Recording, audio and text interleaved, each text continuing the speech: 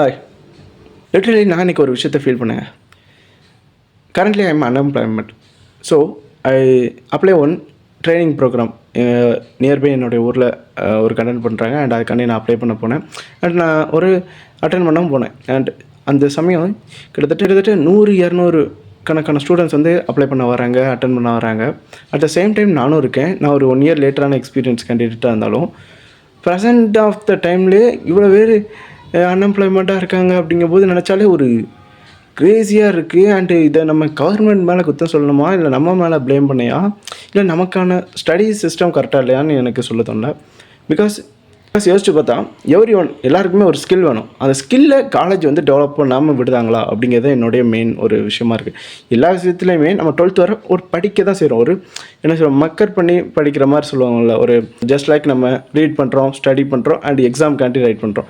இது மட்டும் இல்லை, ப்ராக்டிக்கல் நாலேஜ் வேணுங்க. ப்ராக்டிக்கல் நாலேஜை தான் இப்போ உள்ள லைஃப்பில் எதிர்பார்க்குறாங்க. லைக் உங்களுக்கு இப்போ ஒரு கோடிங் ஐடி இதுக்கு போனாலும் ஒரு ப்ராக்டிக்கல் நாலேஜ் தேவைப்படுது. அதை எத்தனை ஒரு இண்டஸ்ட்ரீஸ் வைஸ் போனாலும் உங்களுக்கு அந்த மிஷின் சம்மந்தப்பட்ட உள்ளே இருக்க விஷயங்களும் நீங்கள் கற்றுக்கணும்.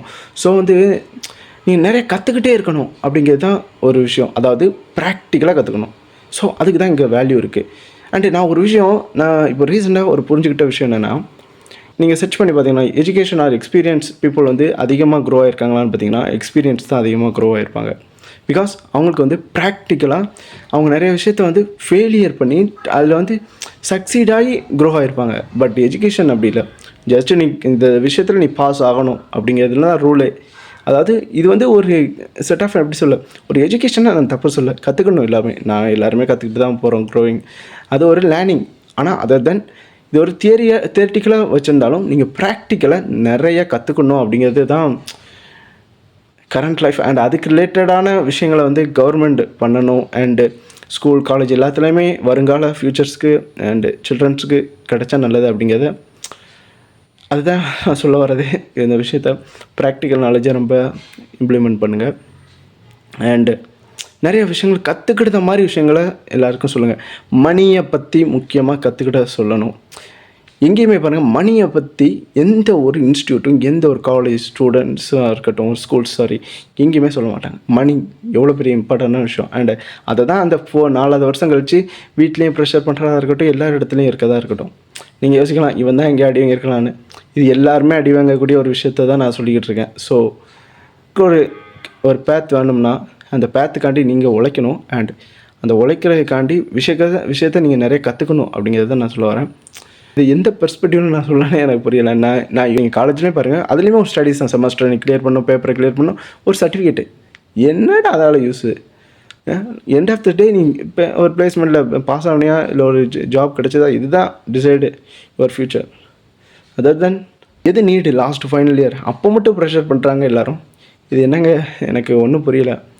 ஸோ இதில் கேட்டால் அது அவனாக செல்ஃபாக எல்லாம் ஸ்டடி பண்ணணும். மற்ற விஷயத்துக்கு ப்ரெஷர் பண்ணுவீங்க, இதெல்லாம் என்ன செல்ஃபாக இன்ட்ரெஸ்டான விஷயத்த சொல்லிக் கொடுங்க. அவங்களுக்கு ஒரு ஆர்வத்தை தோன்ற அளவுக்கு ஒரு விஷயம் இருக்கணும். ஸோ ஒரு க்யூரியாசிட்டியோட லேர்ன் பண்ணணும்னு தான் சொல்ல வரேன். ஸோ எந்த விஷயத்தையும் நான் ஒரு நெகட்டிவாக எதுவுமே சொல்ல, கற்றுக்கிட்டுதானும் ஃபாஸ்ட்டாக அவங்க எந்த விஷயத்த செல்ஃப் டெவலப்மெண்ட்டாக கொடுக்கல. அதுதான் முக்கியமான விஷயம். ஒரு கான்ஃபிடென்ட்டாக கொடுக்கணும். லைக் வந்து எப்போவுமே இந்த படித்தா தான் இது கிடைக்கும் அப்படிங்கிற ஒரு இதிலே இருக்குது. அப்போது இப்படி இருக்கவங்க எல்லோரும் என்னது, நம்ம எல்லாருமே ஒரு கடைசி எண்ட் ஆஃப் த டே வரைக்குமே ஒரு சர்வைவல் ஆஃப் த ஃபிட்னஸ் மாதிரி நம்ம ஓடிக்கிட்டே தான் இருக்கணும். தவிர எந்த இடத்துலையுமே நம்மளுக்கு ஒரு இன்கேஸ் நம்ம ஒரு ஜாப்லேருந்து நம்ம லே ஆஃப் ஆனால் கூட நம்ம சக்சீட் பண்ணுறக்கே ரொம்ப ட்ரபிள் ஆகும். அந்த மாதிரி தான் நம்மளை இந்த சிஸ்டம் உருவாக்குது. இதை தான் நான் மெயின் பண்ணுறேன். அண்டு இதை தான் சேஞ்ச் பண்ணணும் அப்படிங்கிறது மாதிரி நான் சொல்கிறேன். So everyone understand and grow your life. and எங்கள் அம்மா கூப்பிட்டுதாங்க நினைக்கிறேன். ஸோ அவ்வளோதான். Okay, see you in the studio. Bye.